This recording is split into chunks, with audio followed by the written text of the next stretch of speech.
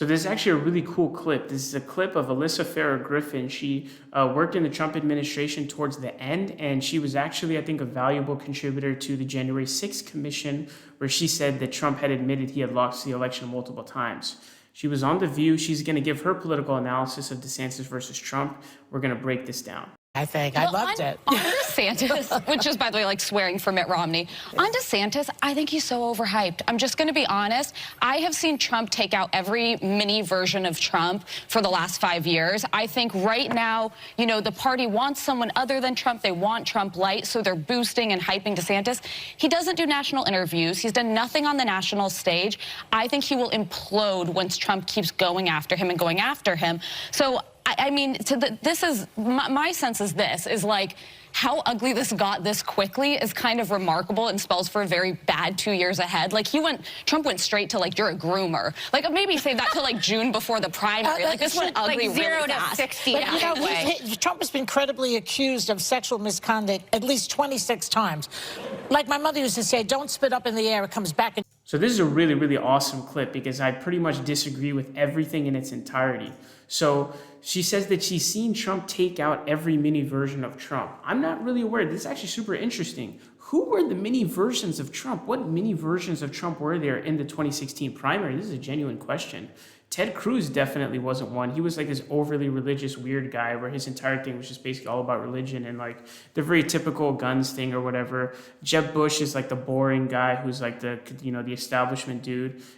Like none of them were Trump at all. None of them, not even one. Who was the mini version of Trump? I don't know. Is she talking about the primary somewhere else?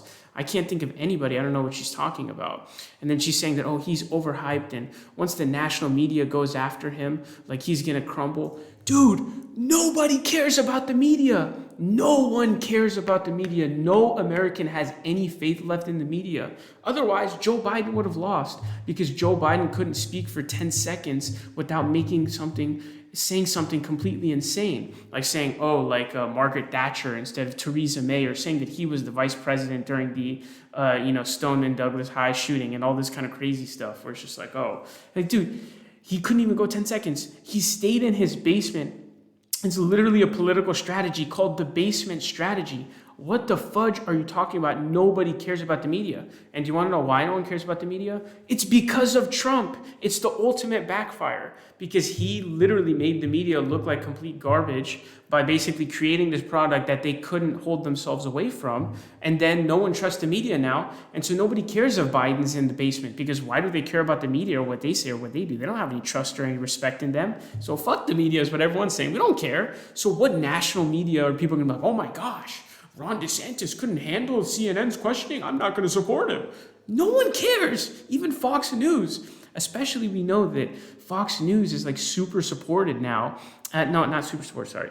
They have a lot of backlash from those people who are the MAGAs people, who are like the Stop the Steal movement people. There was so much backlash because when Laura Ingraham or whoever would come on and say, hey, the election wasn't stolen, there would be a huge backlash. So there's just so much of that too. So it's like even Fox News, a lot of them don't trust. So what the fuck are you talking about? And this is actually interesting that she's saying this because she was somebody who kind of turned on Trump, I would say. She gave us a lot of really good information. So shout out to her for that. But so it's like she's not a Trump person. I don't think she has any connections to Trump left. So I'm surprised you have to take what she's saying as like genuine because I can't think of any ulterior motive for this. And this idea that like DeSantis is the one who's like sort of overhyped or whatever. He's just not, man. Like I think he does even better with the Trump. He did even better with like the rural conservative voters than Trump did. So he's doing better with those people. Anybody else that you tried to say, we've never seen this mini Trump. I can't think of a mini Trump. And so I even have like this study here. This is a really, really good paper, by the way. I recommend you check it out. I'll try to remember to leave the link to this in here. It's called Party versus Faction in the Reform Presidential Nominating System. So it's a bunch of scholars, professors, PhDs who wrote this study. It's basically kind of analyzing how did we get Donald Trump, and then it talks about how the party nomination process changed so much. So one of the things here it says, most important to Trump's success was that he began the race as a figure who is known to all and respected by many GOP voters, quote, and who was willing to make statements about Mexican and Muslim immigrants that other Republican politicians were not. And so that's just true. And so the thesis of this thing is like we have like a factious system. And so when I mention that a lot of that comes from this study. But the study basically explains that, our system, especially the Republican one, because they have so much of winner-take-all states, you're actually just all you have to do in a splintered race is just get a small plurality and you can win the race. So that's why I say if Trump is in a splintered race, he will win hands down. But if it's a 1v1 DeSantis v. Trump, it's over. It's a wrap. DeSantis is going to destroy him because he'll not only does he perform well with Trump supporters, he'll be able to appeal to a bunch of other people that he can't, right? So all the elites are coming around DeSantis. The big thing about that article is, right, the elites weren't able to stop Trump, right? In political science, and the term elite means people who are either media figures or politicians or like big donors. Those are like the three groups of people, right? So they weren't able to stop him because there was a lot of splintering going on amongst the Republicans building up to this bubbling up. Remember the Tea Party shutting down the government and John McCain saying terrible shit about Ted Cruz because he's holding down the government and they can't, people on Social Security can't get their money or they can't get their medications, etc. So all this is bubbling up. They couldn't come around anywhere. They had like 17 candidates and Trump was the most different. He was the only one who was down to go that crazy. So what mini Trump are you talking about? Who? Vea, like, I don't know, like, Ken, like, who are you talking about here? I don't know. I don't even know who you're talking about. And Trump is already going after him and no one cares. All they're doing is kind of like, it's just liberals laughing about it, essentially. So that's it. And even like when you look up news stories, this is the craziest thing to me. And I mentioned this in my video the other day. Dude, like the media is actually not even covering Trump, which I'm like, wow, that's shocking. I never thought I'd see the day. You type in a story about it and no one even covers it, which is good. That's a good thing. I'm glad. That's really cool, actually. It's really impressive on their part. I didn't think they could do it. So it's like, why would it change as like the race heats up? Well, you think the idea is there's going to be more attention to it? Is that what the logic is going to be there?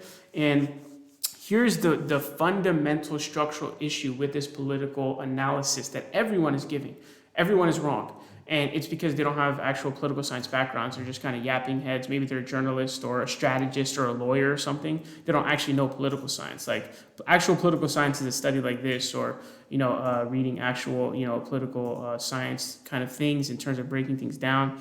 But the point here is, generally speaking, in terms of political science, someone winning an election is more so based on the surroundings of the race and the situation as opposed to the person themselves. So for example, if you were to have put in like FDR in like Reagan's time, FDR is not going to do very well. He's not going to win. FDR was able to win heavily because at the time it was a Great Depression and all the people wanted to give the federal government more power. They wanted a strong executive to bring them out of the depression. So it's honestly not so much that FDR was like him. It was just like he molded to whatever at the time was perfect. And so he was able to win. So Trump was able to have the perfect storm in 2016. He got very lucky. Everything went his way. And he was the factious guy and he went up against Hillary Clinton. But that Make America Great Again thing that happens after 8 years of Obama, the status quo, and then running against Hillary Clinton, it's not going to work again in 2024 against Ron DeSantis. That's totally logically fallacious, especially because, and I'm even talking about, I'm not even certain that, like, I would think even in 2016, if he had just ran against one person or two people, like, he probably would have lost. But DeSantis, the thing about DeSantis is Trump. He was endorsed by Trump. He kind of ran that way. He ran on the Trump kind of like ideology and ticket. So it's a whole nother beast too. So it's like, I don't even know, like he's going to steal Trump's thunder. And my political analysis is evidenced and proved by the fact, what is Trump doing right now? He's trying to make himself more mainstream. Even like Alyssa Farah Griffin here is trying to shit on Ron DeSantis in terms of, oh, he's going so far with banning the African American studies. It's like they're trying to paint, this is their strategy now. See what they're doing? Their strategy is, okay, Trump campaign strategy, and she's not part of it, I don't think. But even he's doing this. I did videos on this where he's praising Biden in these ways and doing this stuff. He's trying to make himself more appealing to the mainstream, and he's trying to make Ron DeSantis look like the extremist, not him. So he knows. That's why his announcement for 2024 was so tame. Remember in 2016, super bombacious, coming down the escalator in this grandiose sense in the Trump Tower or wherever the fuck it was. And then he's like saying all this crazy shit about Mexicans and stuff like that. It was super like, incendiary bombacious. What did he do in 2024? It was very calm, talking in like a nice ballroom kind of area. It was totally different vibe, almost like a depressing, boring vibe. But that actually works. That's why Biden was able to win. You know what I mean?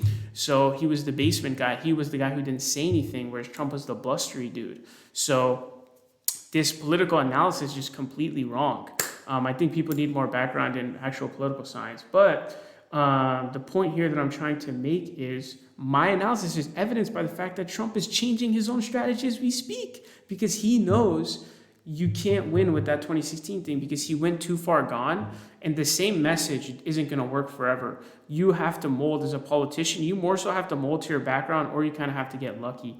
You know, like Bernie Sanders is Bernie Sanders, but Bernie Sanders isn't going to do as well as he did, you know, at the time in 2016 or whatever as he's going to in Reagan's days or something like that, like running against Ronald Reagan in that time. I think they're going to be like, oh yeah, Bernie, yeah. I was like, no, fuck no, of course not. It's like most of your win depends on your surroundings and not you yourself. And he knows that. And what I'm saying is not only evidenced by political science literature, the studies, everything, right? All of it. But it's also just evidenced by the fact that Trump is changing his strategy right now. That's what he's trying to do. Because he went too TFG, too far gone, to the point where he can't even like get any mainstream media coverage, not considered serious. So he's changing up his strategy.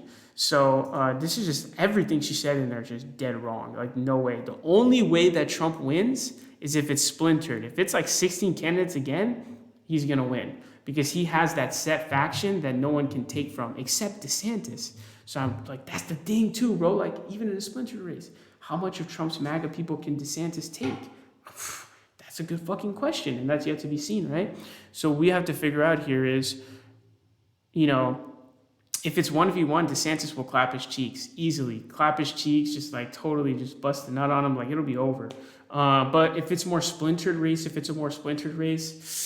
yeah, Trump has the edge for sure because he has that faction, right? The pluralistic victory is what it's called, right? Plurality is when you get the highest number, but it's not a majority. That's all you need to win, right? We have a totally horrific system, first past the post system that's awful, terrible. And the Republican primary is like a bunch of winner-take-all states too.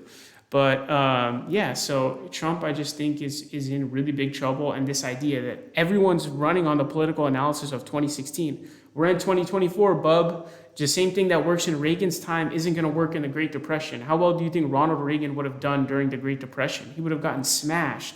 How well do you think FDR would have done when Reagan took over? He's going to get smashed because people don't support that stuff. And there's just nothing you can do about that. Your win is more so based around how do people feel at the time? What are the circumstances of the time? Do you have high inflation? Do you have this? People are going to be anti-government. You know what I mean? If you have like a Great Depression or something, people are going to be pro-government. So yeah, bail us out. You know what I mean? So just all of this is all just wrong. And it's because no one really knows anything about actual political science, unfortunately. But I will bring the actual political science analysis things, and I'll link you guys studies and stuff like that as well. So make sure to check out that study because it kind of goes through the history of primaries and how, you know, primaries the nomination wasn't actually determined by a primary until after the McGovern-Fraser Commission, I think like 1973, I think it was, after, you know, RFK got shot and whatever. He wasn't going to win the election, by the way, but Hubert Humphrey, you know, he locked up the nomination without entering even one primary. That was 50 years ago. Fucking bonkers, dude. Crazy stuff. But yeah, check that out.